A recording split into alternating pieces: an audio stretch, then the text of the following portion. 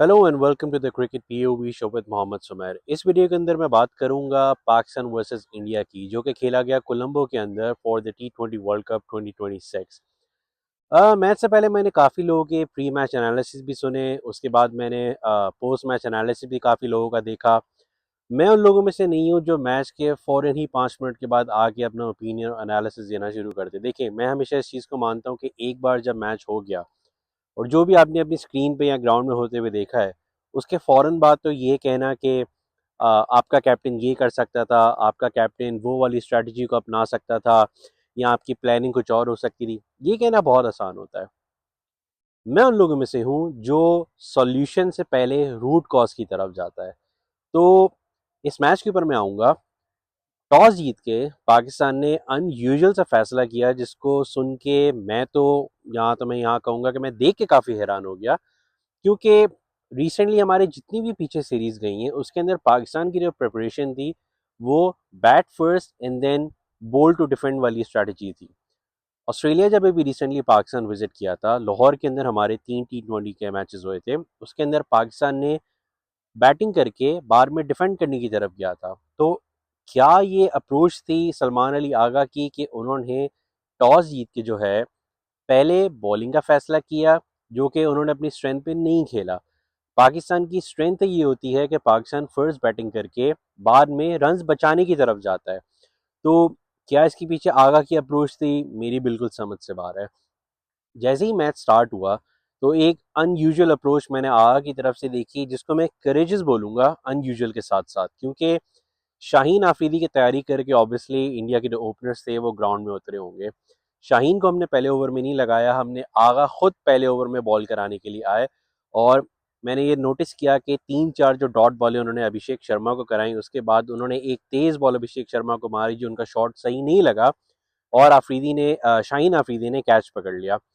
उस मोमेंट के अंदर जो एनर्जी मुझे शाहीन आफरीदी की नज़र आई ना, वो मुझे बहुत वियर्ड लगी।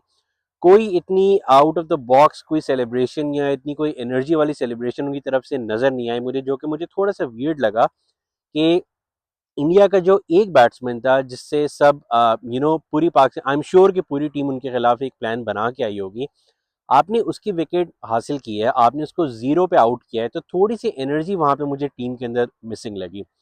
उसके बाद जब सेकंड ओवर कराने के लिए शाहीन आफरीदी आए, पहली बॉल जो उन्होंने एक स्लो पिच के ऊपर ईशान किशन को कराई है, पुल मार के ईशान किशन ने जो उनको सिक्स मारा था, उसके बाद मुझे लगता है कि वहां से टोटली प्रेशर जो था वो इंडिया से ऑफ हो गया था।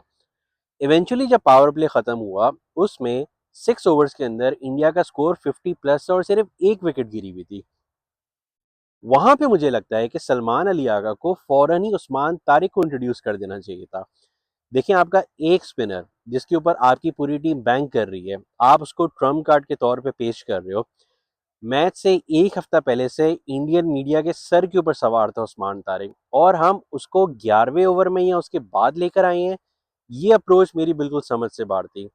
क्या आपकी ये अप्रोच थी कि आपने इस इंडिया की स्ट्रॉन्ग बैटिंग लाइनअप को जल्दी विकेट्स लेके ख़त्म करना है, या आपकी ये अप्रोच थी कि आपने रन्स कंटेन करने की तरफ जाना है? रन कंटेन कभी भी आप एक स्ट्रॉन्ग बैटिंग लाइनअप के नहीं कर सकते। 20 ओवर की क्रिकेट के अंदर अगर ऊपर का एक या कोई दो बैट्समैन भी रना बॉल से भी थोड़ा तेज खेल जाए, तो नीचे के ओवर्स में इतनी लेवरेज जरूर होती है कि जो आपका लोअर ऑर्डर होता है, जैसे कि इंडिया की बैटिंग लाइनअप है, कि उनके नीचे आने वाले बैट्समैन के अंदर भी शिवम दुबे और रिंकू सिंह जैसे बैट्समैन है। और इवेंचुअली उन्होंने नीचे से आके जो एक 20-25 रन का एक्स्ट्रा जो जो एफर्ट करके उन्होंने फिनिश किया अच्छा, वो उन्होंने इंडिया को एक बहुत ही अच्छा फिनिश प्रोवाइड करके दे दिया। तो बॉलिंग की जहाँ तक बात करें, मुझे लगता है कि बिल्कुल भी मुझे ये अप्रोच समझ नहीं आई सलमान अली आगा की। आई डोंट नो उनको किसकी तरफ से ये बैकिंग मिली थी, या उनका ये अपना डिसीजन था, या उन्होंने कोच के साथ मिलकर डिसीजन लिया है कि जिस बॉलर को आप ट्रम्प कार्ड बना के मैच खेलने गए थे, आपने उसी को यूज नहीं करा पावर प्ले के बाद। और जब हमने शादाब खान को इंट्रोड्यूस किया, शादाब खान ने पहली बॉल जो है वो लेग साइड के ऊपर ईशान किशन को कराई, स्लॉक करके जो है उसने स्लॉक स्वीप एक मारा और उसने बाउंड्री हासिल की। वहां से टोटल प्रेशर जो है वो शादाब खान के ऊपर आ गया। सेम चीज जो है वो अबरार अहमद के साथ हुई कि अबरार अहमद बॉल छोड़ छोड़ के या बिल्कुल ही तेज मार रहे थे बैट्समैन को। जो उनकी मुझे अप्रोच लगी वो विकेट लेने की तरफ नहीं जा रहे थे, वो शायद कंटेन करने की तरफ जा रहे थे कि किसी तरह मैं बाउंड्री ना खाऊं या मैं रन्स बचा लूं। तो ये अप्रोच मुझे बिल्कुल भी समझ में नहीं आई।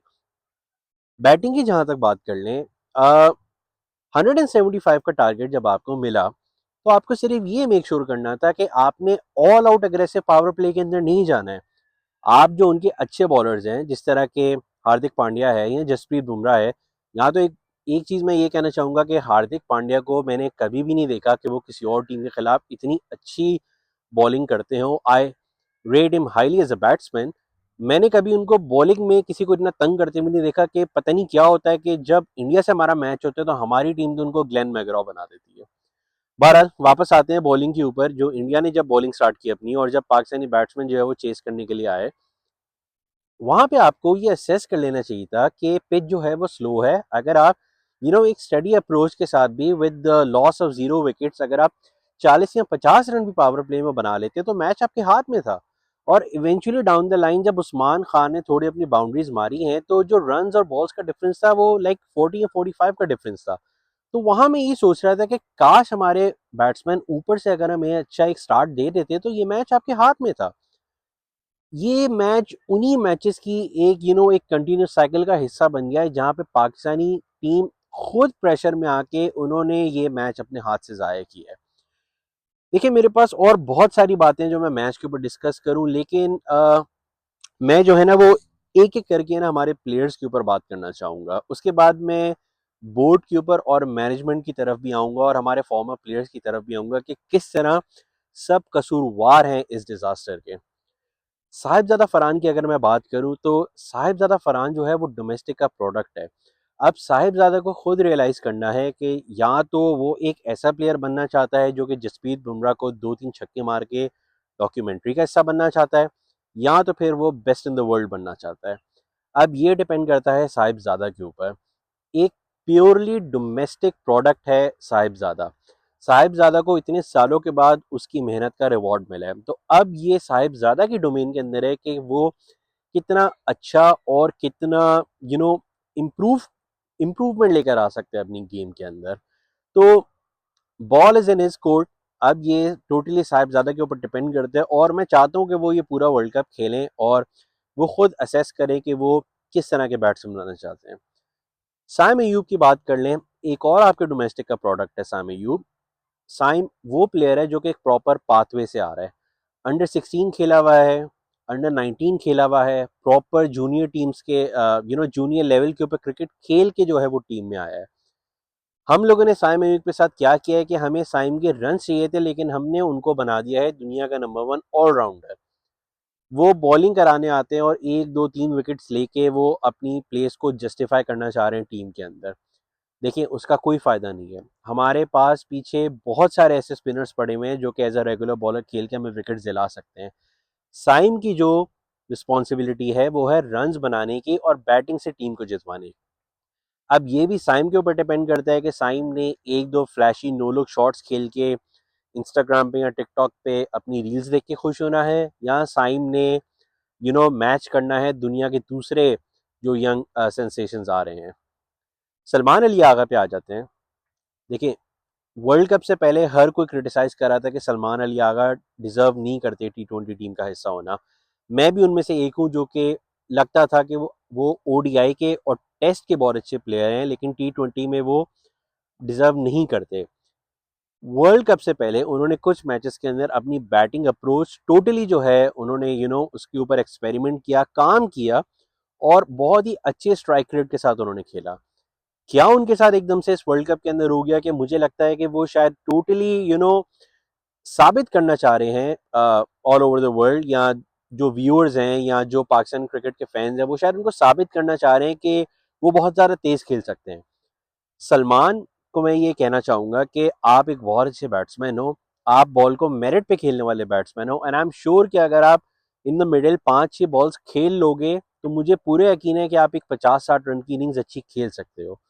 तो अब ये सलमान को भी असेस करना है कि क्या वो सिर्फ 2-3 इनिंग्स के बलबूते के ऊपर अब आगे के मैचेस खेलना चाहते हैं, या वो दिखाना चाहते हैं कि वो किस तरह के एक अच्छे प्लेयर हैं, और ये भी डोमेस्टिक का एक प्रोडक्ट है।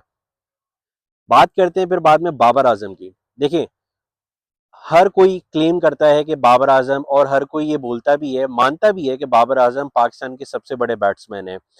Sadly this is not true at all. पिछले 2 से 3 साल से जितना बाबर आजम स्ट्रगल कर रहे हैं, देखिए बाबर आजम के बारे में अगर मैं हमेशा एक बात कहता हूँ कि अगर कल बाबर आजम रिटायरमेंट का ऐलान कर दें तो वो इजीली टॉप 5 बैट्समैन जो पाकिस्तान ने हिस्ट्री में प्रोड्यूस किए हैं उस लिस्ट के अंदर बाबर आजम का नाम होगा। लेकिन बाबर आजम को ये रियलाइज करना पड़ेगा कि एक टाइम के ऊपर उनका कंपैरिजन दुनिया के बड़े बड़े बैट्समैन के साथ होता था। अब ये भी बाबर आजम के डोमेन के अंदर है कि वो देखिए, ये सब तो मुझे कहना अच्छा भी नहीं लग रहा बाबर के लिए कि जिस तरह से क्रॉस शॉट मारते हुए वो आउट हुए हैं मैच के अंदर। आई डोंट नो कि बाबर आजम कौन से मैच में यू नो एक कोलैप्स को, जब एक कोलैप्स टीम का हो जाता है, कौन से वाले मैच के अंदर जो है वो टीम को फिनिश लाइन की तरफ लेके जाएंगे, कौन से वाले मैच के अंदर वो एक man of the match innings खेल के, एक मैच सेविंग इनिंग्स खेल के टीम को जीत दिलवाएंगे।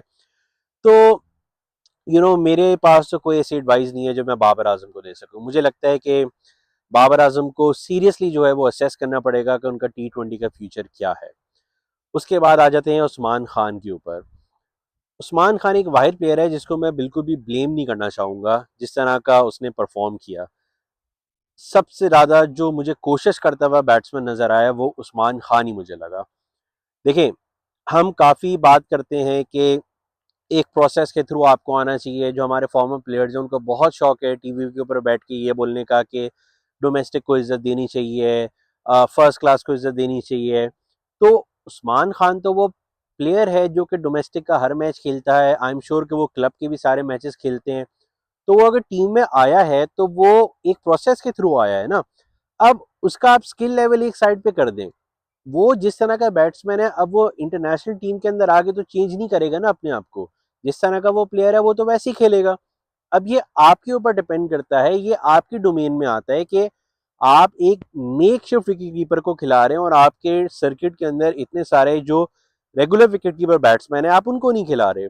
तो यहाँ पे मैं बिल्कुल भी उस्मान खान को ब्लेम नहीं करूंगा। उन्होंने आउट ऑफ द स्किन जाके कोशिश की, तो उनकी तरफ से कोशिश नजर आई।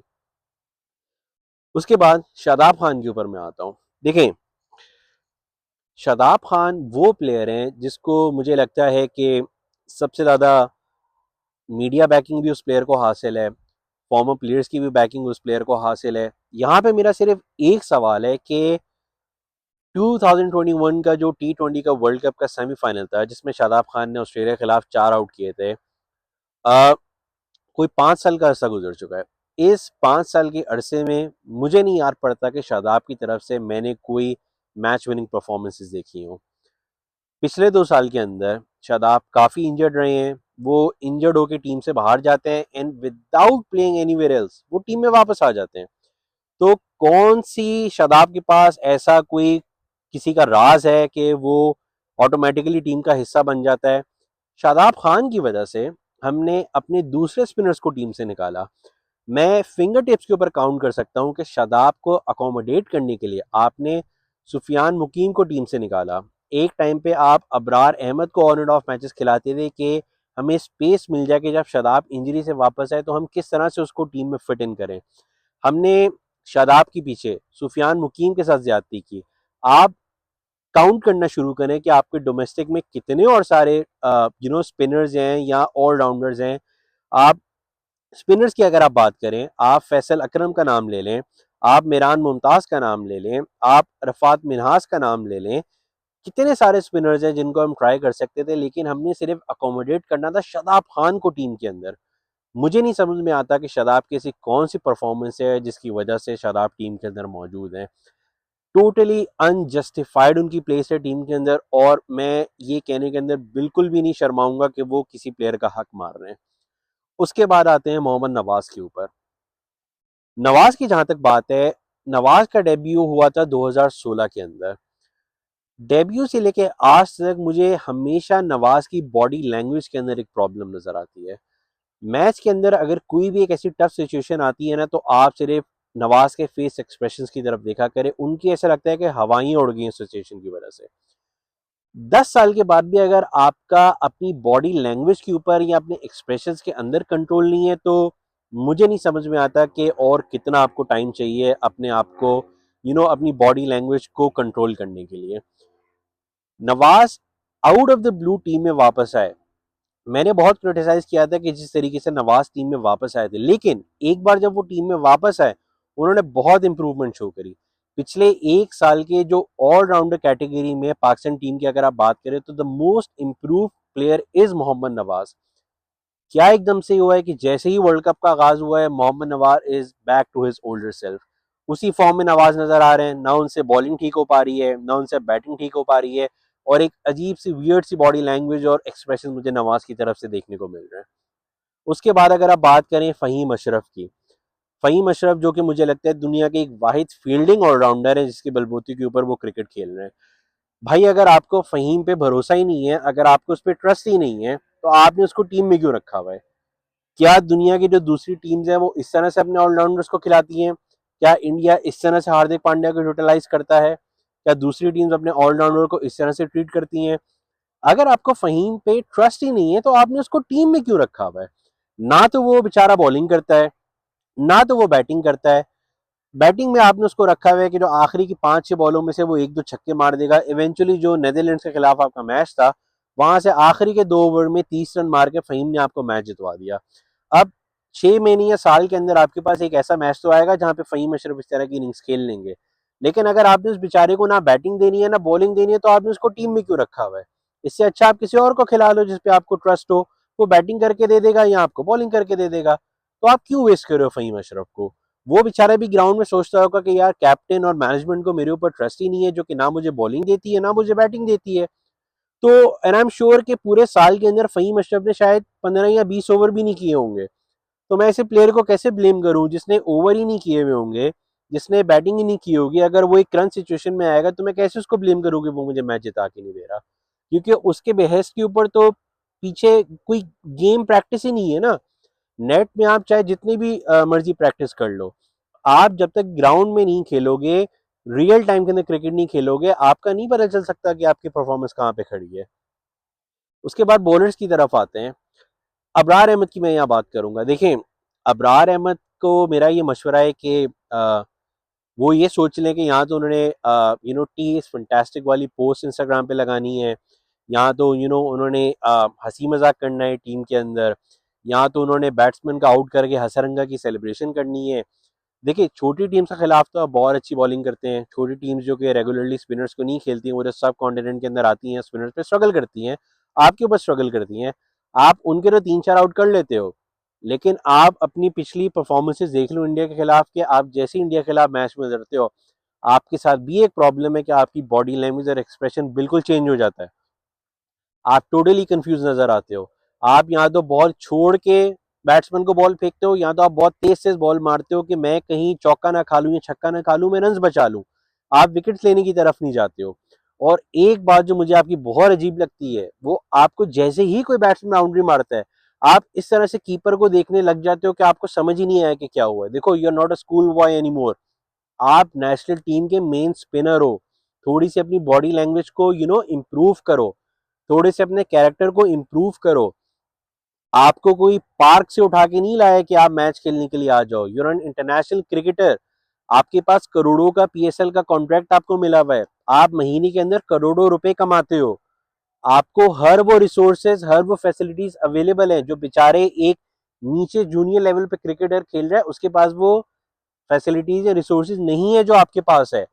तो आप नेशनल टीम को रिप्रेजेंट करते हुए इस तरह की बॉडी लैंग्वेज आप नहीं एग्जिबिट कर सकते।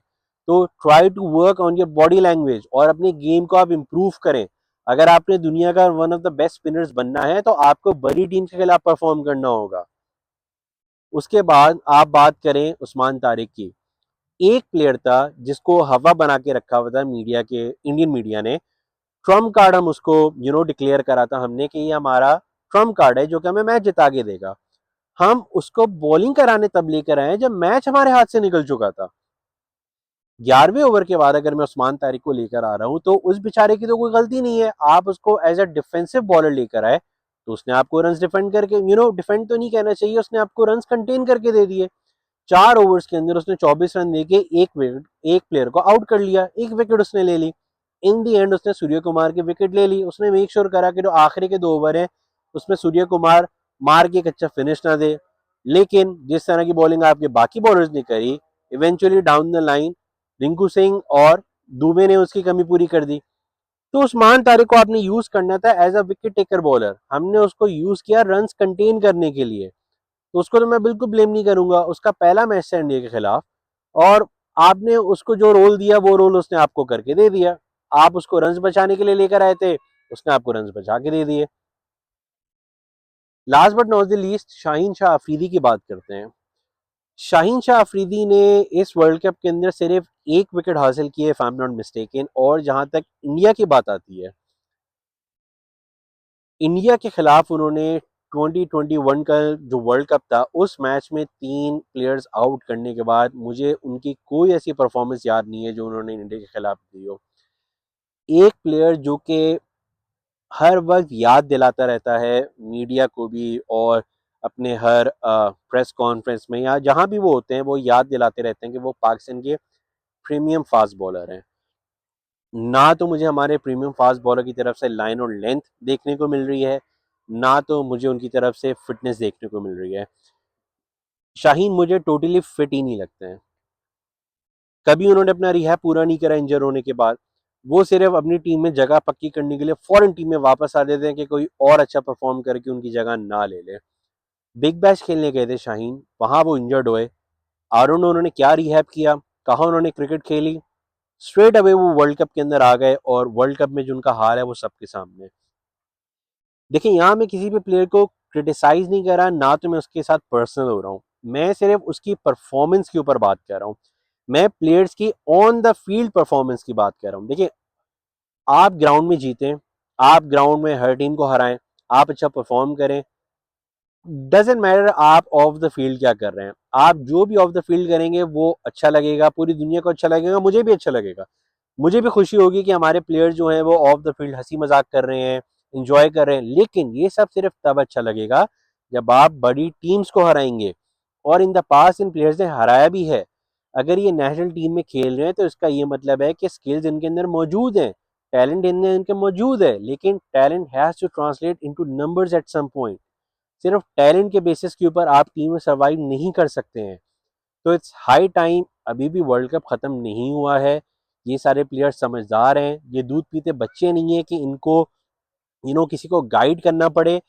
ये जो बातें मैं कर रहा हूँ या दूसरे लोग यूट्यूब के ऊपर बैठ के करते हैं, ये आउट ऑफ लव अपनी टीम के लिए बात करते हैं, क्योंकि हम समझते हैं कि ये प्लेयर्स अच्छे हैं तभी हम अपना टाइम इनके ऊपर लगा रहे हैं। अगर मुझे लगता होता कि ये प्लेयर्स किसी भी काबिल नहीं है तो मैं कभी भी अपना टाइम इनके ऊपर वेस्ट नहीं करता।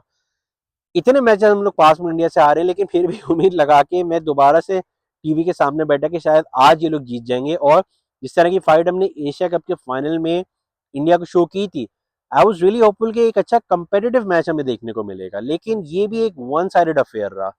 तो अफसोस सब होता है कि जब पता हो कि इन प्लेयर्स के अंदर पोटेंशियल है, लेकिन आप अपने पोटेंशियल का 50% भी शो नहीं कर रहे हैं मैच के अंदर। तो काइंडली आने वाले मैचेस से पहले अपना होमवर्क पूरा करें। Be sincere with your self, be honest with your self, honestly बैठें, प्लान करें। आप लोग इंटरनेशनल क्रिकेटर्स हैं, आप लोग को किसी कोच की जरूरत नहीं है, आप लोग को किसी फील्डिंग बैटिंग बॉलिंग कोच की जरूरत नहीं है। आप लोग के 15 या 16 साल के लड़के नहीं है जिसको कोचिंग की जरूरत है। All of you guys are international players. Babar Azam 15,000 plus run बना चुके हैं। क्या बाबर आजम को माइक हैसन की कोचिंग की जरूरत है, जिन्होंने खुद कभी क्रिकेट नहीं खेली? क्या शाहीन आफरीदी जो कि 100 से ज्यादा T20 इंटरनेशनल खेल चुके हैं, क्या उनको अब किसी और कोच की जरूरत है कि वो उनको आके बताएगा कि वो क्या गलती कर रहे हैं? आज के ज़माने में हर मैच के बाद आपके पास एक वीडियो एनालिस्ट होता है जो कि आपको बैठ के बता सकता है कि आप पिछले मैच में क्या कर रहे हैं। उसके बावजूद भी आप लोग को छोटे बच्चों की तरह गाइड करना पड़ रहा है।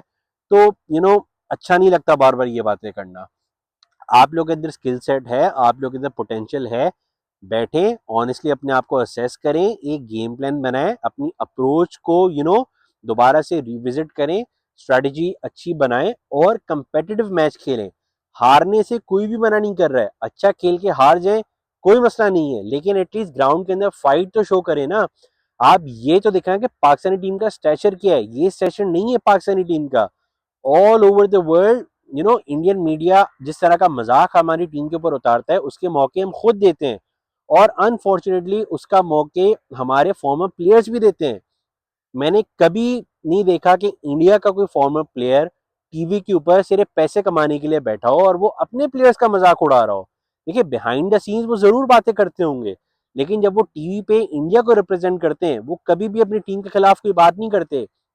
बदकिस्मती की बात है कि इतना पैसा होने के बावजूद भी जो हमारे फॉर्मर प्लेयर्स हैं, वो सिर्फ और पैसा कमाने के लिए टीवी पे आके बैठते हैं और अपनी ही टीम का मजाक उड़ाते हैं। वो मैच की सूरत हाल पे बात करेंगे कि कैप्टन को ये कर लेना चाहिए था, प्लेयर को ये कर लेना चाहिए था। अरे भाई, मैच खत्म होने के बाद तो कोई भी बता सकता है कि क्या करना चाहिए था। मैं यहाँ बैठ के अगर किसी प्लेयर को ये बताना, बाबर को ये बताना शुरू कर दूं कि किस तरह बैटिंग करते हैं, तो मैं बेवकूफ हूँ। मैं कोई नहीं होता कि बाबर को ये बताऊं कि बाबर किस तरह बैटिंग करे। मैं बाबर को सिर्फ एज अ काउंसलिंग एक एडवाइस दे रहा हूँ कि बाबर आजम अपनी बॉडी लैंग्वेज को किस तरह से इंप्रूव कर सकते हैं, अपने कॉन्फिडेंस को किस तरह से इंप्रूव कर सकते हैं। मैं यहाँ पे किसी को क्रिकेट नहीं सिखा सकता, क्योंकि मैंने इंटरनेशनल क्रिकेट नहीं खेली हुई। यू नो मैं आपको सिर्फ एक अपना सजेशन या एडवाइस दे सकता हूँ। As a media person, as a journalist, जब मैं दूसरे मीडिया को स्टडी करता हूँ, तो मुझे अफसोस होता है कि हमारी टीम के अंदर बहुत पोटेंशियल है और क्यों इस टीम का मजाक उड़ाया जा रहा है।